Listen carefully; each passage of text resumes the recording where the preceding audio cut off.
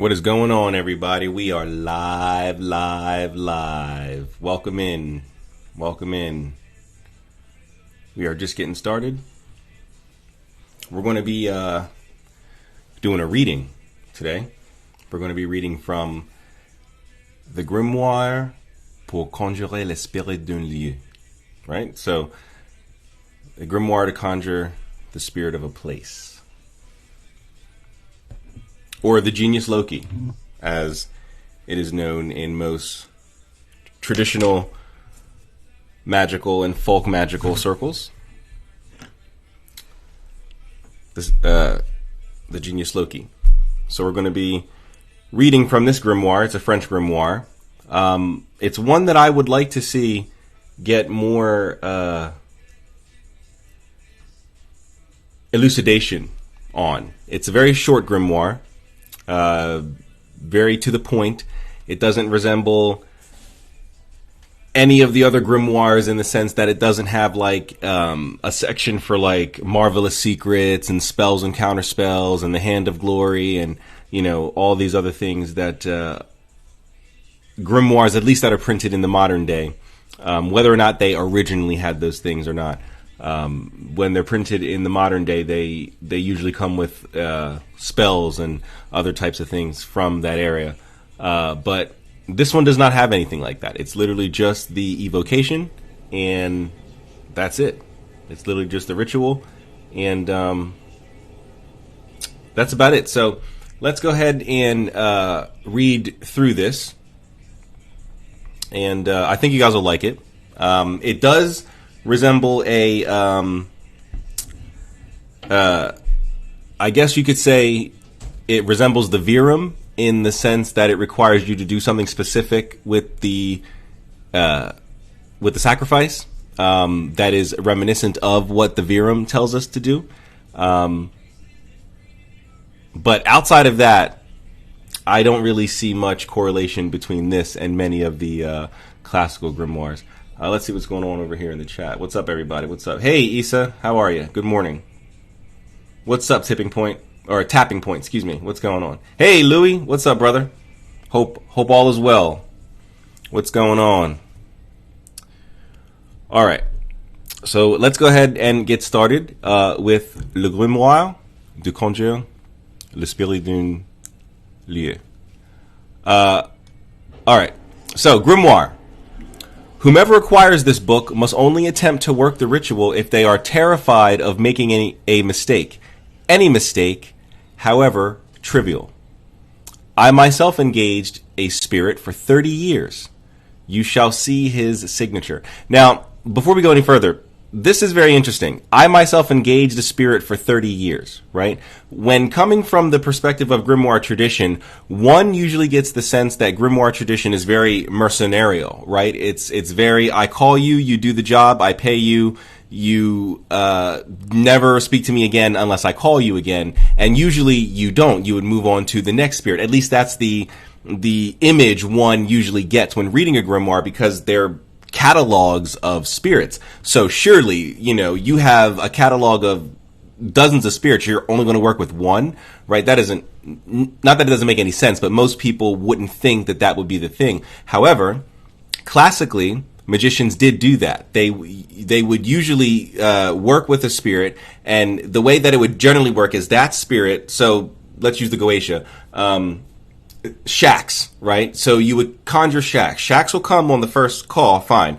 But then Shacks would usually give you a familiar that's under Shacks. So anytime you need Shacks or any sort of ability of his that goes on in his realm, you would contact the familiar. You wouldn't continue to go back and contact Shacks. And so you and this familiar would develop a working relationship which would last years. Right? It wasn't a one and done type thing, and I only need you if I need to, I forget what Shax does, steal the treasure out of kings' palaces, only to return it for 1,200 years or something like that. And that's just an example. But this is stating exactly that the classical magician used to enter into agreements and contracts with the spirits, and there would be a working relationship developed over time. So the more you work with the spirit, the more efficient it becomes, and the more likely it is to carry out your request, right? If this is my first time meeting you, I don't know if you're good for the money. I mean, there's no credit score in the spirit world. I mean, I guess in a way there kind of is. If you tend to work with the same spirits of like the same pantheon, they tend to talk. But if you're jumping around from system to system and things like that, there's no credit score. There's no way that the spirits know that you're going to hold up your end of the bargain, right? So they may not be as apt to help manifest whatever your desire is as a spirit that you've developed a working relationship with.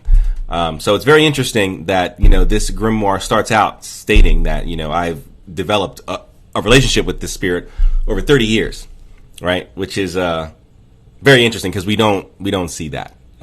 We see plenty of grimoires talking to the reader. The author is telling you things from their own perspective, but rarely do we ever see, I was engaged with the spirit for 30 years. The only other time that comes to mind, this does not mean that there isn't any other instance, but the one that readily comes to mind is Faustian.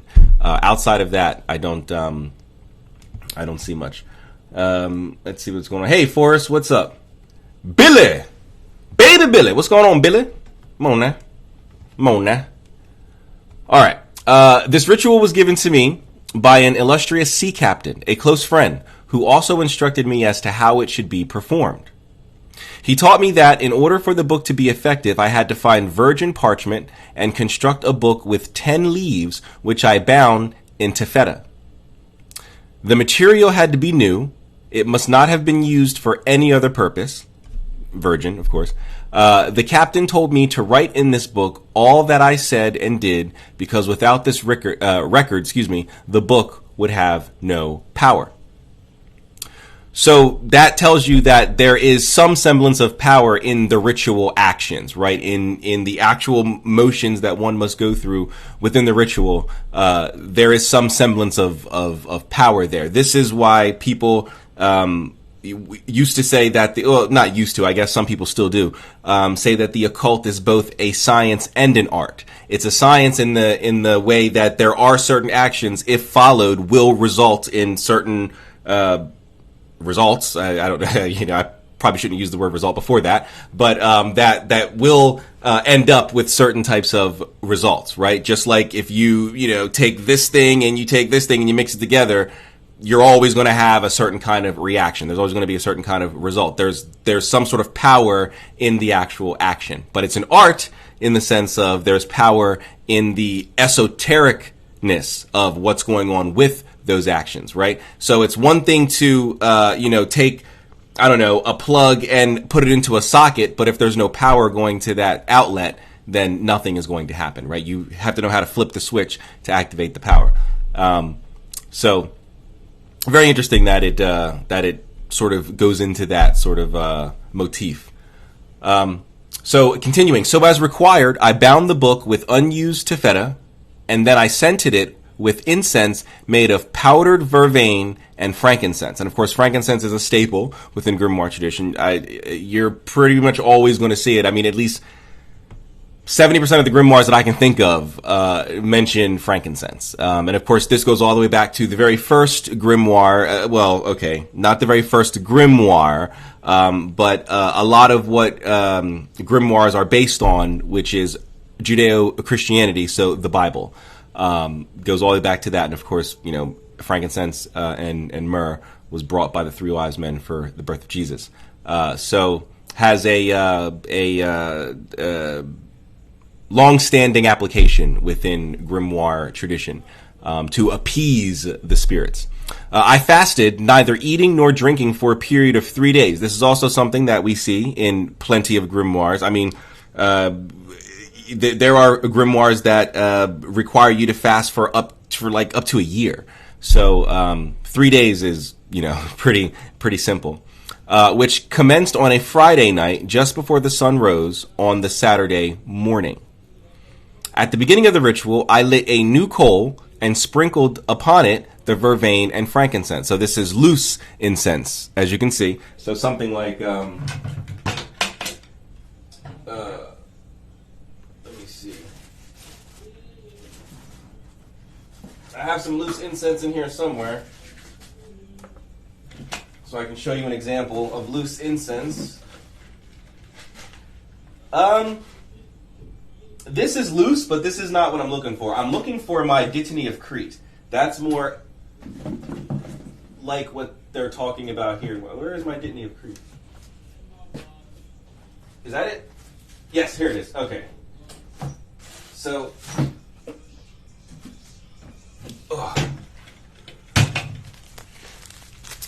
this is sort of what they're talking about. No, this is not, Mary Jane. This is Dittany of Crete from Salem's Magic Shop. So this is sort of what they're talking about. This is essentially what it would look like. Because back then, incense didn't look like it does now. It didn't come in cone or, the stick form. It was either like this. This is actually frankincense. Frankincense. So it would either look like this, or it would look like this. The Dittany of Crete. So that's what they mean when they say they sprinkled it onto the coals. So obviously not this brand, but something like this. They put these coals. This isn't open, but these are coals in here, and then you put it in something like this, and then you would have incense sand at the bottom, or sand, just regular sand at the bottom.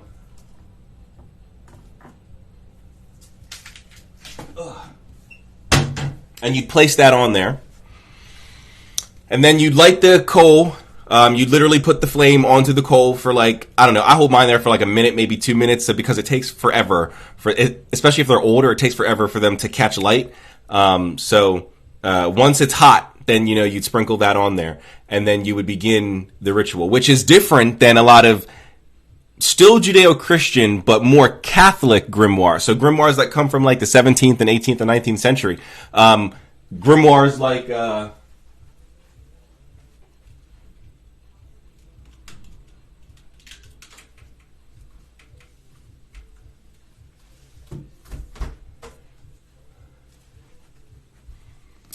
I don't think I've ever talked about this one on the live stream before. So we know of Agrippa's 3 books of occult philosophy. This is the book of 4 occult philosophers. The book of 4 occult philosophers. And it's a pretty thick book. And it does have 4 different grimoires in here. It's got,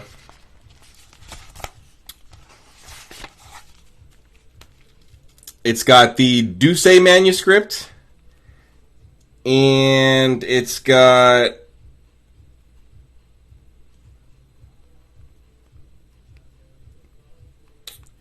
the Grimoire of, where are they? Oh, here we go. The Grimoire of Thomas Harrington, the Grimoire of Olivia Ceres, the Grimoire of Raphael, and then, of course, the namesake, the Grimoire of Francis Doucet. And this is overtly 19th century Elizabethan magic, so this is overtly Catholic. And the incense in here has to be put into a brazier, and that brazier has to be swinging, and then a Catholic church, how they and then they swing the incense around the church. That thing. I don't know where to. I don't feel like going back all the way over the other side of the office. Let's put it on the couch. Okay. Let's see what's going on in here. Man, you just misbehaving. I can't wait for the show to come back. Are we? I mean, we always knew that Calvin and what's his friend's name? Well, I guess his lover now. We always knew that was going to happen, right? But I'm glad it happened, and I'm glad it happened when it did, because that was a good way. Or else we all know Jesse would have fired him up, would have flamed him up. But anyway, hey Dynamo, what's up?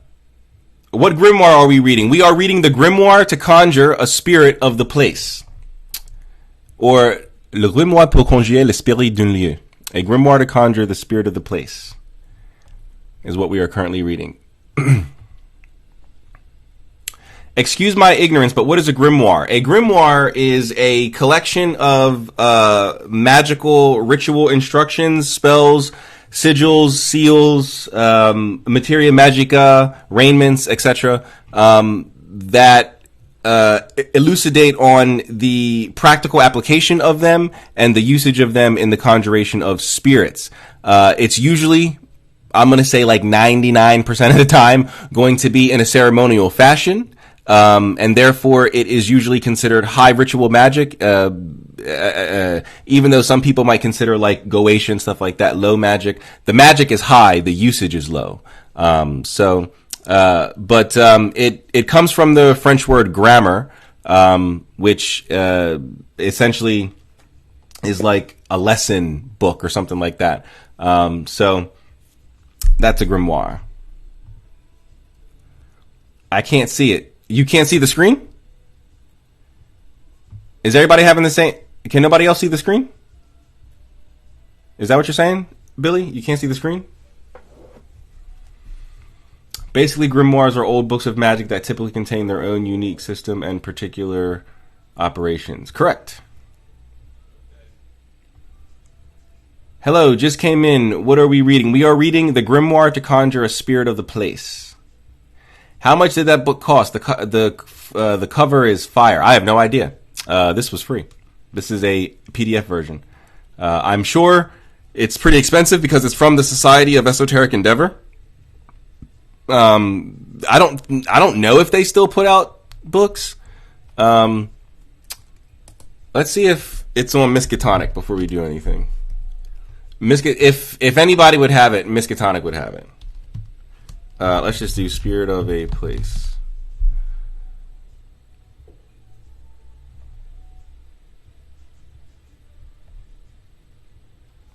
It doesn't look like they have it.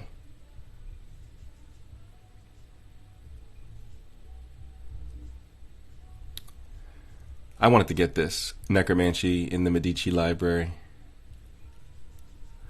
I have this, the Baron Citadel. I don't think they have. I'm not going to look through 5 pages. I'll just look through this next page. I don't think they have it, though. It would have been on the first. This site is usually pretty good about keywords. This book is garbage. Yeah, I don't think they have it.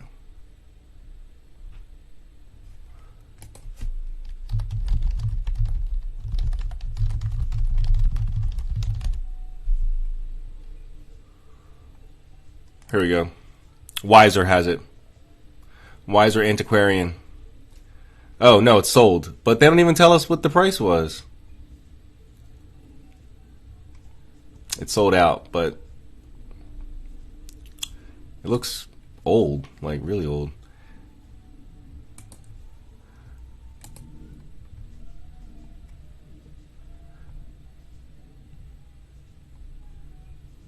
Yeah, I don't think anybody currently has any physical copies.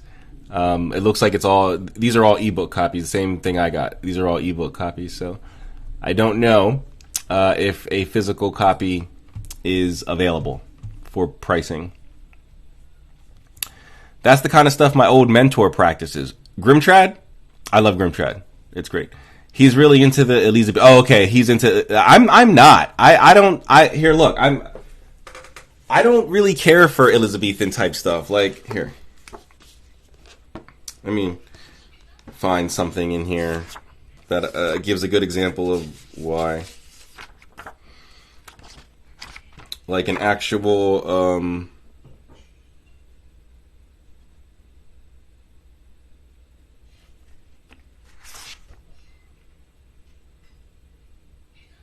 All right, here we go. Here's something. So, how to resolve any question relating to good or bad fortune, right? So this one, I don't know what you... I don't know how far or how close you guys can read or not. And this camera is not the greatest, so I don't... But, all right, so listen. It says, to do this, you must observe the day of the week in which the question was made. Secondly, the numerical numbers of the surname of the party that inquires, numbering them by this following alphabet. Thirdly, the moon's age from her change to the day. And then you have to use this sort of cipher up here to like figure out and fill all that in, with your numerical values, right? But then after that, because you're not done, you then have to take the first day of the week and your second letter of the surname, and then the third letter is the age of the moon, and then you have to complete the name of the beast, which is the number of man. On this thing down, it's like, bro, what? Like, and on that chart down there, the ABC chart, and then, because we're not done, and then, blah, blah, blah, you shall recover a suit of law on the first day of the week, supposing it to be a Thursday. This is weird. And then you got to go and get to certain angles and degrees. Yeah, I'm not doing all that. I'm not a fan of all of this. And then you got to make all these talismans and write all these psalms on them. Come on, bro. I'm not doing all that. Too much.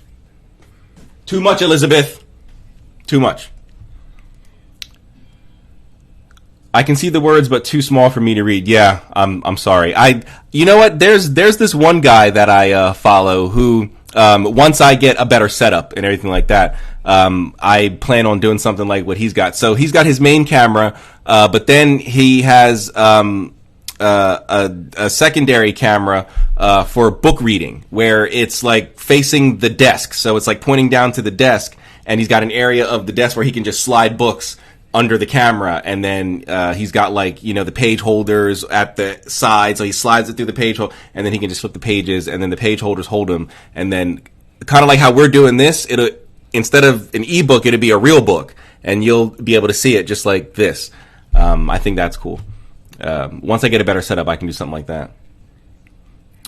All right, it looks like everybody can see the screen. Okay, cool.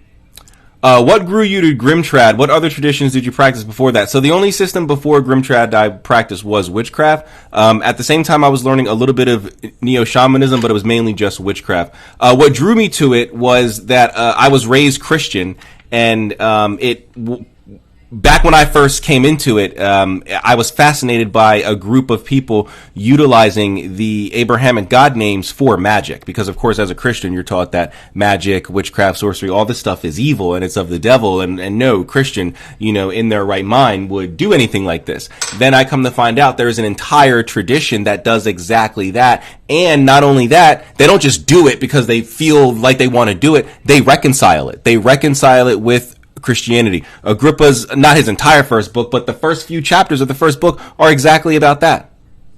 Reconciling his magic with Christianity. Why it is not against the laws of God, and it's only against the laws of man, that say that it's against the laws of God.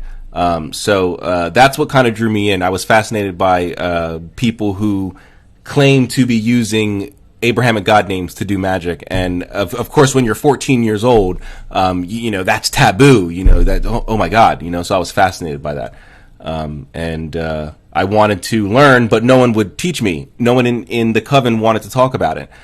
So of course, when you tell a teenager no, what do you think they're going to do? They're thinking, oh, okay, sure. No, they're going to rebel, and they're going to do everything in their power to learn what you just told them that they can't learn. So that's exactly what I did. And I fell in love with it. So that's how I got into Grimtrad. He bases everything he does on the chain of being. Oh, interesting. Why do my two favorite creators have to be in the live at the same time? Oh, really?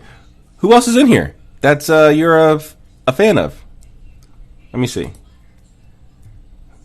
Maybe I can guess. Is it Modern? Modern Magecraft? Is it Louis? Those are the only people that I know for a fact make content. What happened to the Rittman Library and their digitization project? Their SSL expired 800 plus days ago. You'd have to talk to Alchemic Mason about that. I am not familiar with their... I mean, I know who they are, but I don't know about any of their behind-the-scenes workings. You'd have to talk to Alchemic Mason about that. Does it work, though? Do you mean this Grimoire? I've not tried this Grimoire. I've not tried the Grimoire for the Spirit of the Place. So while I've read it numerous times and I don't doubt that it would work, I can't say for sure. I've not tried it, nor do I know anyone that has attempted this.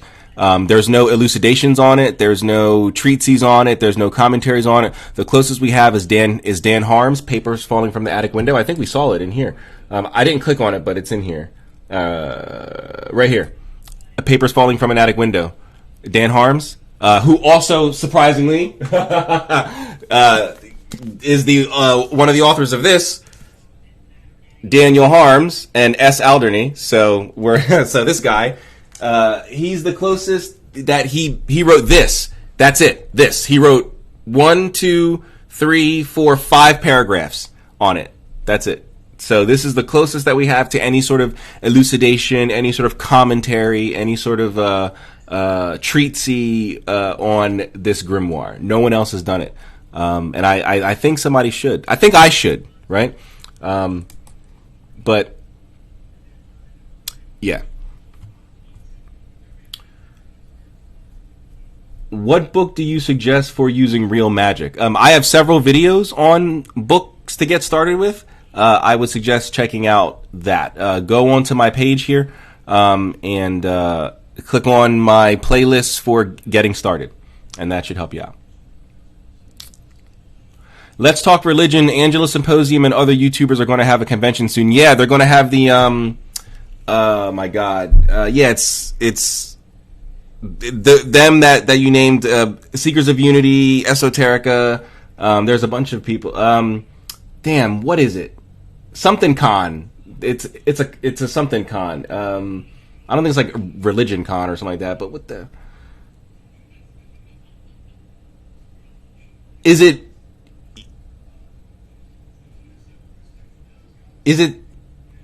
the UFO stuff? Is that what I saw? Hold on. It was on YouTube that I saw it. Hold on, let me... So, I paced and radar. Sorry, it automatically started a short for some weird reason. I think I saw it on Angela's page, so let me go to her page. Angela Symposium. And let me go... Let me see.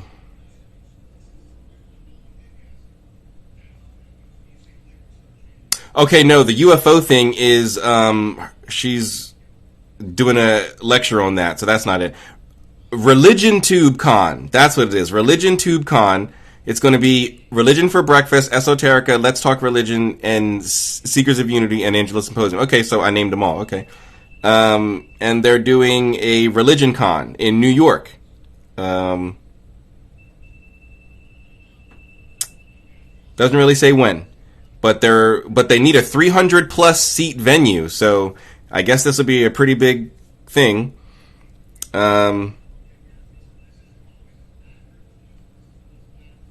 Yeah. Somewhere in New York, which I think that's where Esoterica lives. I think he lives in a Jewish community in New York.